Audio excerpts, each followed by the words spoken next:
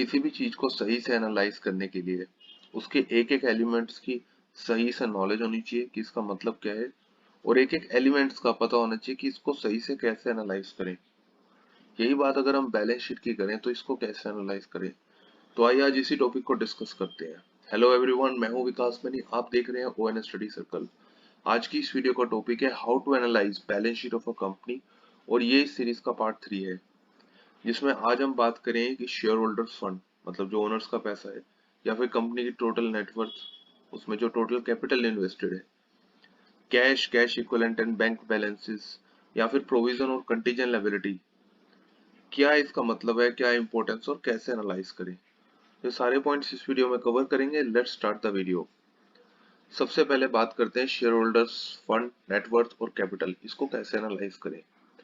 इसके लिए कुछ इंपॉर्टेंट डेफिनेशंस को समझना जरूरी है। For example, reserve. रिजर्व का मतलब क्या है? रिजर्व बेसिकली क्या होता है कि जब कंपनी प्रॉफिट अर्न करती है तो कुछ पैसा वो रिजर्व में रख लेती है, क्योंकि फ्यूचर जो है वो अनएक्सपेक्टेड है। तो बिजनेस में जो पैसा रख लिया गया है, प्रॉफिट का पार्ट, वो डिस्ट्रीब्यूट नहीं किया गया, उसे हम कहते हैं reserve.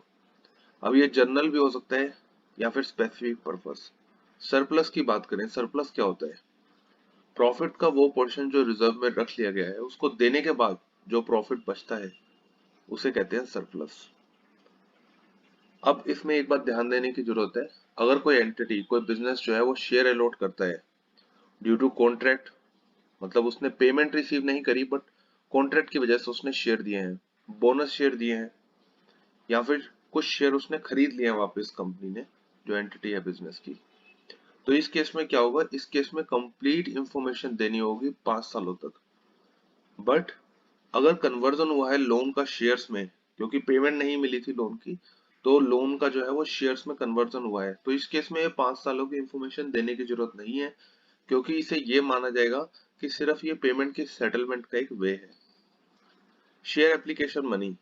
Share application money basically जब आप एप्लीकेशन देते हैं कि आप कंपनी के शेयर खरीदना चाहते हैं, तो उसके लिए शेयर एप्लीकेशन मनी देते हैं। कुछ पार्ट उसका रिफंडेबल, कुछ नॉन रिफंडेबल। अगर रिफंडेबल पार्ट की बात करें तो कंपनी को पैसा देना पड़ सकता है, तो उसके लिए वो लायबिलिटी है, और ये एक फाइनेंशियल लायबिलिटी है। अगर नॉन रिफंडेबल है, अब जैसे फॉर एग्जांपल जो पैसा कंपनी में आ गया, वो पैसा कंपनी को नहीं देना, वापस नहीं देना पड़ेगा, तो इसे हम अदर इक्विटी में कंसिडर करेंगे, क्योंकि जो भी रिजर्व या जो भी प्रॉफिट होता है वो अल्टीमेटली इक्विटी का होता है। तो अगर कोई ऐसा पैसा है जो रिटर्न नहीं करना पड़ेगा, तो वो अदर इक्विटी में जाएगा। अब समझते हैं कि इसको एनालाइज करने का तरीका क्या है, कैसे इसको एनालाइज करें। सबसे पहले देखिए, जो शेयर होल्डर्स फंड है, जो ओनर का पैसा है, उसको कंपेयर करें टोटल लायबिलिटी के परसेंटेज से। ऐसा करना क्यों जरूरी है? क्योंकि मान लीजिए ओनर्स का पैसा बिजनेस में धीरे धीरे कम हो रहा है, मतलब टोटल लायबिलिटी है 100, ओनर्स की जो लायबिलिटी है पहले थी फॉर एग्जांपल 60, फिर 50, फिर 40, फिर 30। दैट मीन्स ओनर्स जो है बिजनेस से धीरे धीरे अपना पैसा निकाल रहे हैं। अब इसके तरीके हो सकते हैं डाइवर्जन ऑफ फंड्स, मतलब वो सब्सिडी में इन्वेस्ट कर रहे हैं अपनी, कोई रिलेटेड पार्टी में इन्वेस्टमेंट करवा रहे हैं, सेल हो रही है बट अमाउंट कलेक्ट नहीं हो रहा, तो सेल मतलब अपने किसी पर्सन के थ्रू सेल जनरेट हो रही है और उससे पैसे वापस नहीं आ रहे। तो इससे क्या होता है, इससे दिखाया जा रहा है कि ओनर्स का जो इंटरेस्ट है बिजनेस में धीरे धीरे कम हो रहा है। तो जब कंपनी के ओनर्स का ही बिजनेस में इंटरेस्ट कम हो रहा है, तो ये बिजनेस के लिए एक हेल्दी साइन नहीं है। दैट मीन्स ओनर्स को लगता है कि इन फ्यूचर ये बिजनेस जो है वो लॉस करेगा। बट ऐसा नहीं है कि हर केस में ऐसा हो। प्रमोटर्स का जो कंट्रीब्यूशन है, जो शेयर होल्डर्स का जो कंट्रीब्यूशन है टोटल कैपिटल में, वो कम हो सकता है। उसके कुछ अलग अलग रीजन हो सकते हैं। पहला रीजन है, अगर शेयर होल्डर ये चाहते हैं कि उनको एक बेटर स्ट्रेटेजी चाहिए, तो उसके लिए वे कोई स्ट्रेटेजी इन्वेस्टर लेके आते हैं फॉर बेटर ऑपरेशनल एफिशिएंसी, कि वो बेटर स्ट्रेटेजी बनाएगा जिससे बिजनेस जो है उसका ऑपरेशन और अच्छे से परफॉर्म करेगा और ज्यादा प्रॉफिट अर्न करेंगे। तो ऐसा कुछ होता है, तो इस केस में ये बेस्ट है।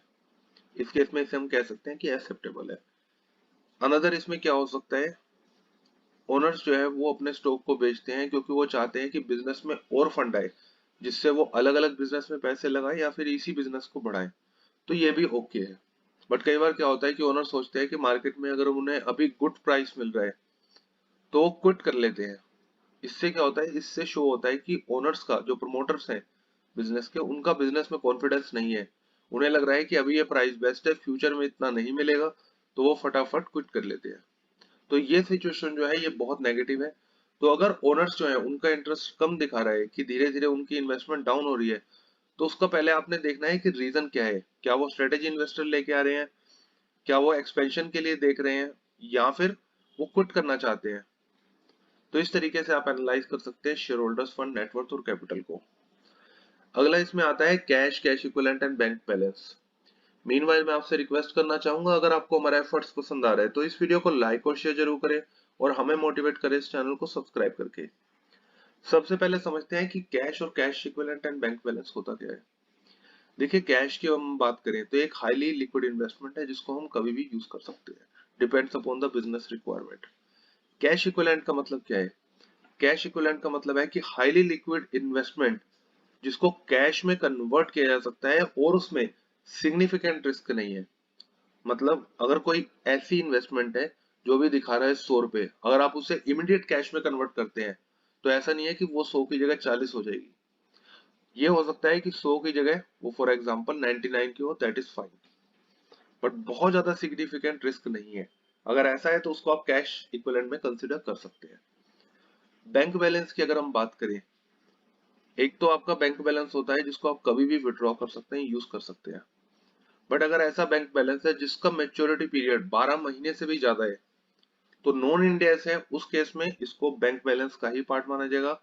बट अगर कंपनी इंडियस फॉलो करती है तो इसे नॉन करंट एसेट्स माना जाएगा। रीजन ये है कि 12 महीने बाद, दैट मीन्स एक पूरे साइकिल के बाद इसका मेच्योरिटी है, एक पर्टिकुलर साइकिल में आप इसको यूज नहीं कर पा रहे, तो इसलिए करंट नहीं है, इसको आप नॉन करंट एसेट्स कंसिडर करेंगे। अगर हम बात करें बैंक बैलेंस की, इसमें margin money, security against boring, मतलब कहीं ना कहीं किसी मेथड से बैंक में पैसा लॉक है, तो उसको आप बैंक बैलेंस नहीं कह सकते, उसको आप बैंक बैलेंस के केस में यूज नहीं करेंगे। कैसे इसको एनालाइज करें? कई बार क्या होता है कि फॉर एग्जांपल लोन दिया जाता है रिलेटेड पार्टी को। एक बिजनेस ने अपनी फॉर एग्जांपल सब्सिडरी को लोन दिया और ये शो कर दिया कि पेमेंट उनसे रिसीव हो गई है, चेक रिसीव हो गया है, बट वो चेक कभी बैंक में जमा ही नहीं कराया गया। तो अकाउंटिंग एंट्री को अगर हम देखें तो चेक तो रिसीव हो गया, दैट मीन्स उन्होंने पेमेंट कर दी है, बट ये सिर्फ एक एडजस्टमेंट है, एक्चुअल में उस पेमेंट को कभी भी बैंक में डिपॉजिट नहीं कराया गया। तो इस तरह की चीजों को चेक कर सकते हैं कि कितने टाइम का कैश इन हैंड जो है वो आपके पास है, आपने कब तक डिपॉजिट नहीं कराया। तो इसके लिए ओपनिंग क्लोजिंग बैलेंस दे सकते हैं, कि अगर कोई पर्टिकुलर चेक जो है जो बहुत टाइम से पड़ा हुआ है, तो दैट मीन्स ये कहीं ना कहीं एडजस्टमेंट है, इसको आप फोकस करेंगे। सेल और परचेज की एंट्रीज देख सकते हैं कि उससे कितना कैश रिसीव हो रहा है, क्या उसका मेथड है।